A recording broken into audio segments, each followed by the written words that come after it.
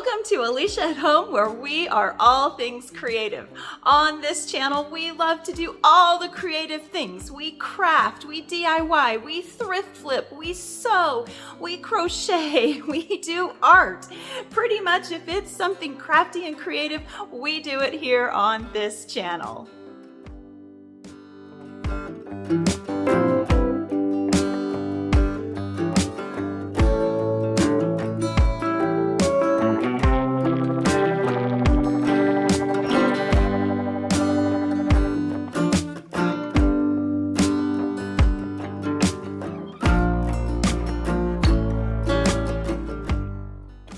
Welcome to my channel, everyone. It is so good to see you all. I am so happy to have you here, and I'm really looking forward to hanging out today. We're going to jump into a project that is a little, I don't want to say nutty, because I think it's going to be really cool, and I think this is going to be a super fun project once we get it all finished. But it's definitely going to be something different that I've never done before. So without further ado, let's go ahead into the studio and see what kind of trouble we can get into today. Alrighty, friends, so we're going to jump into a project that is definitely different. We're going to make some faux trees today. I have a couple of areas in my home where I just wanted to add some spring greenery and some touches of spring to those specific areas. And so I went shopping and I was looking at all kinds of, just faux artificial trees, and oh gracious, y'all, they are really, really expensive. So I thought, you know what? Let's go home and see if we can DIY some faux trees. So that's what we're gonna get into today. I think this is gonna be fun. So come join me as we attempt to create some faux trees.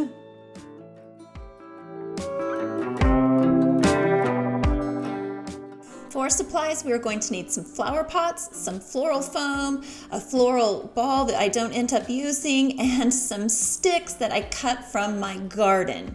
And we're going to start this project out by playing with some spray foam, y'all. This is the first time I've ever used this, and I thought it would work so well for holding all of my branches into place.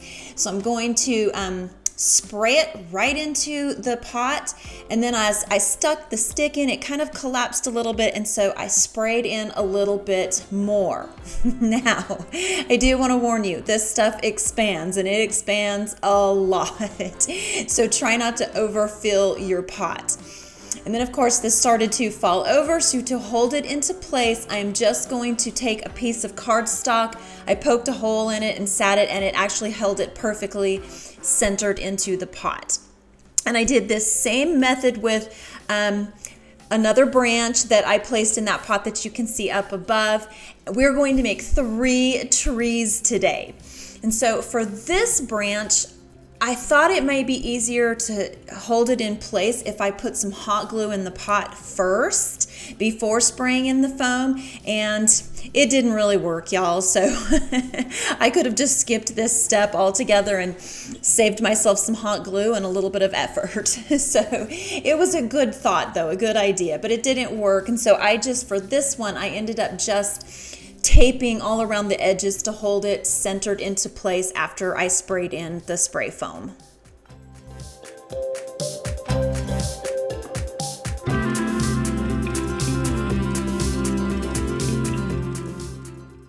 Okay, so the same thing happened with this pot that did the first. As soon as I stuck the branch in, the foam started to kind of collapse, and you can see that here. So in my mind, I was thinking, oh goodness, I need to add some more foam to this pot. Well, I didn't really need to, because the pot overflowed, and I actually ended up having to do this one over again. So don't add more foam because it'll expand. All right, so we're also going to make a great big huge tree. So I'm using a bigger pot for this one, and I'm just filling it up with spray foam again and letting it hold the branches. And I actually have 2 branches in this pot because I wanted kind of a fuller, bushier tree. Something else I kind of wish I would have done was, because this actually fell over on me because these branches were really big and heavy, so I wish I would have put a couple of rocks in the bottom of this pot first before spraying the foam, just to add some weight to the pot. So that's something to think about if you decide to do this. Okay, so after 24 hours, this is what the foam looks like when it's completely set up. And you can see that some of my pots did indeed overflow. Okay, y'all, so here's what I've learned about playing with spray foam.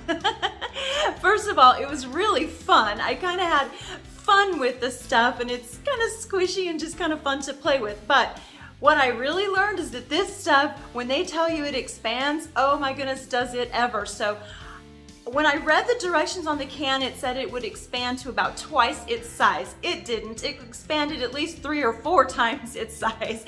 So some of my pots really overflowed and kind of made a little bit of a mess. One of them I actually ended up redoing because it was really bad. And the second thing I learned is do not get this stuff on your hands. Oh my goodness, y'all. So I got it all over my hands and it was so hard to get off. So I highly recommend that you wear gloves. I think this is one of those instances where do as I say, not as I do kind of a thing. Because yes, it did get on my hands and it was really hard to get off. So please wear gloves if you're going to attempt to do this for yourselves at home. And the third thing that I learned about this spray foam is that it actually really did work. It held all of the branches very securely into place. So now I'm excited to go on to step 2 of this project and start adding the greenery to our trees.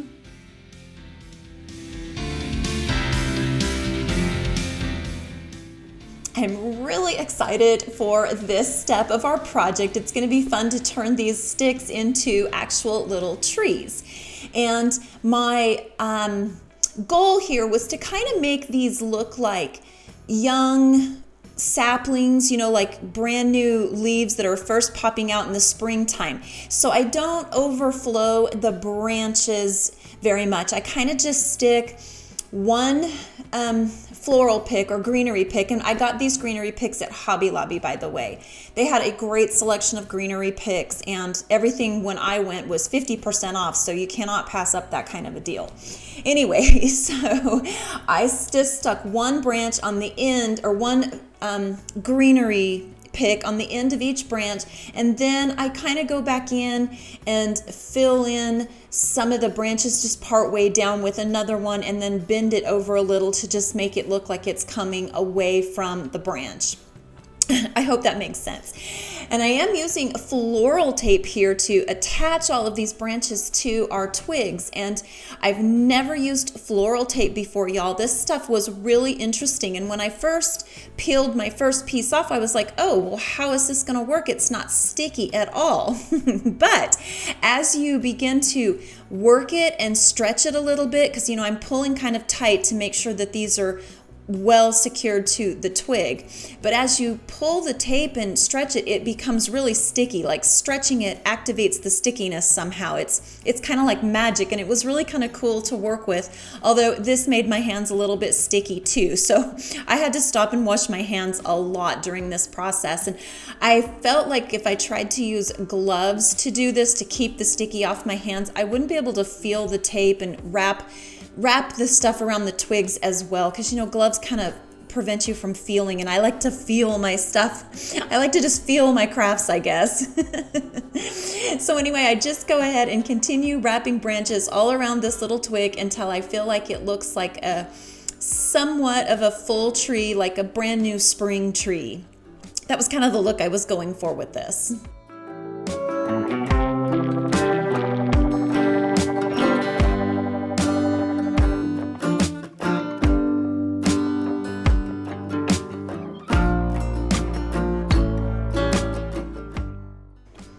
And as I am wrapping these, I may have said this already, but I do wrap them fairly tight. And I also go all the way down the greenery stem and then go back up just to give it lots of extra security. And I don't really know if that was completely necessary, because this floral tape really does hold well, but I did it anyway just to give it a little extra hold.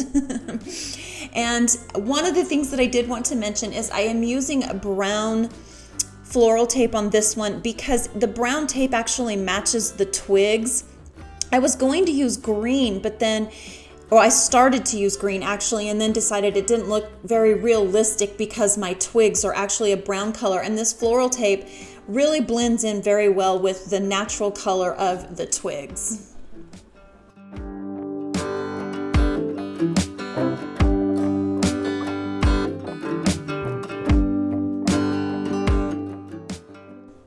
Well, y'all, I am actually feeling rather impressed with how well this has turned out so far. When I first started working on it, I just wasn't sure it was going to look the way I wanted it to, or I was a little worried it was going to just look super fakey, but it doesn't, y'all. I'm actually impressed with how well this turned out. So to finish this off, I'm going to cover up our foamy stuff by adding just some moss to the pot, and I found this moss at Walmart.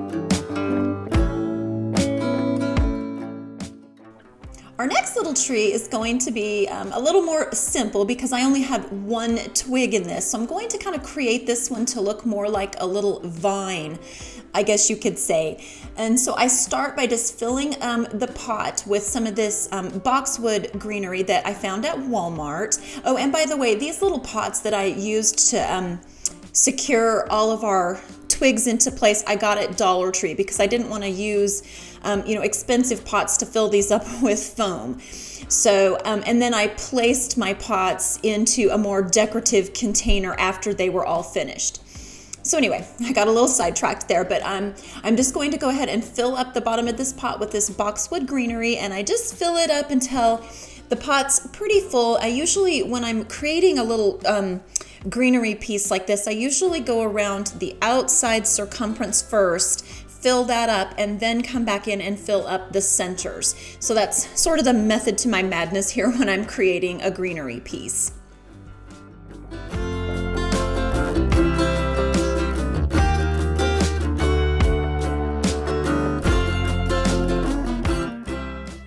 Now we're just going to go ahead and start attaching our greenery picks to the twig.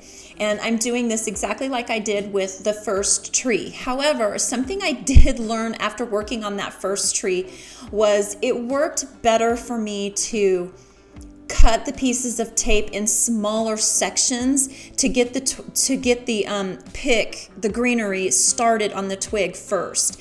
That way the tape doesn't get quite as tangled up. And I was having issues with that first tree with sometimes the tape would kind of get wrinkly, and it did make it hard to work with. So for this one, I use much smaller sections of tape and then just kind of continue wrapping around and around the greenery pick. I really hope that makes sense, y'all.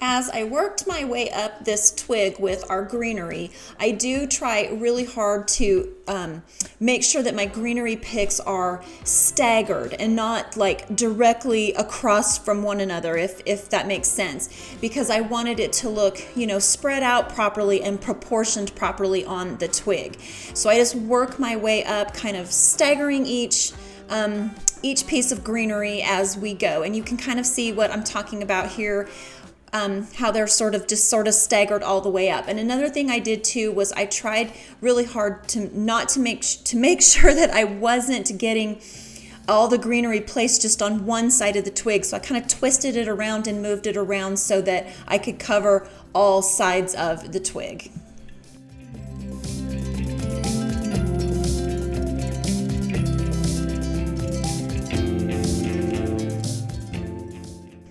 Okay, y'all, so I really like this one. I might actually like it a little bit better than our first one. I know it's a little sparse looking, but there's just something so sweet about this one. I think I like the sweet simplicity of it.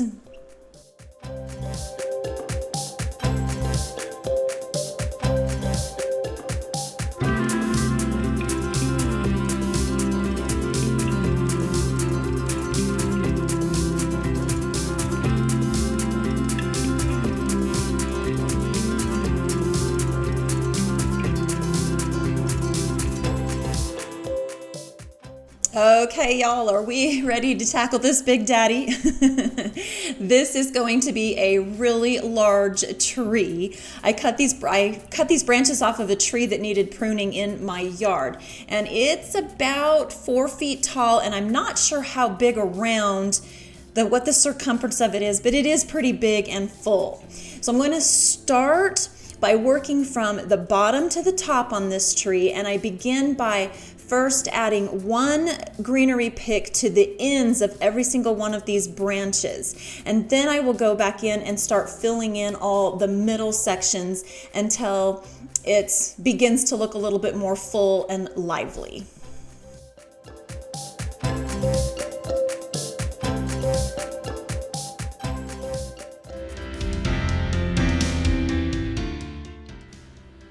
And because these greenery stems are a little on the heavy side, I do leave the stem part from the greenery pick pretty long as I am wrapping them, just to make sure that there's going to be plenty of area to attach these to the branches, the tree branches.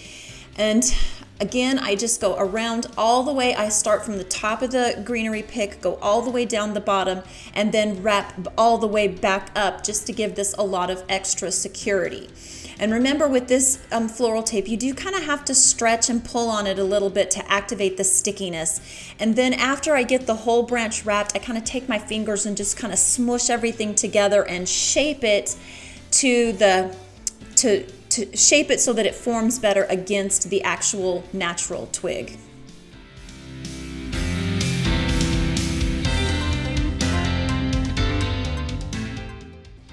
Okay, so I also wanted to make sure I let you guys know that it did take 5 bundles of greenery picks to fill up this entire tree, which I got them at Hobby Lobby and they were on their 50% clearance. So in the end, it didn't actually end up costing too much to make this. I think I have invested less than $15 into this great big giant tree. So that's not bad, because if I'd have bought it in the store, it would have cost a lot more. I really love how this turned out, y'all. It's a little bit wild and a little on the bushy side, but I love how it just has that fresh spring, like brand new blooming spring tree.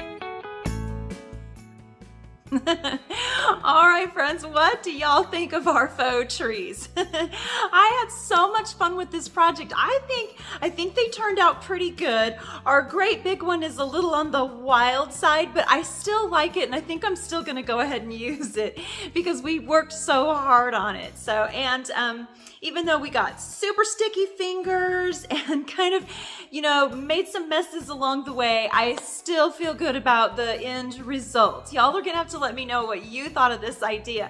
Leave me a comment down below because I do love to hear from y'all. So anyway, I think that's going to go ahead and wrap up our projects for today. It was fun. I thank you all so much for being here with me today. I really enjoyed your company.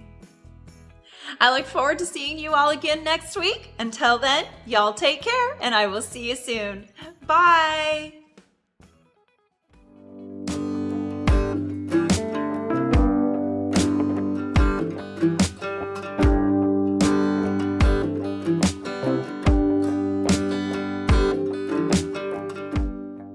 That is just not gonna work. Why does it always sound so dumb?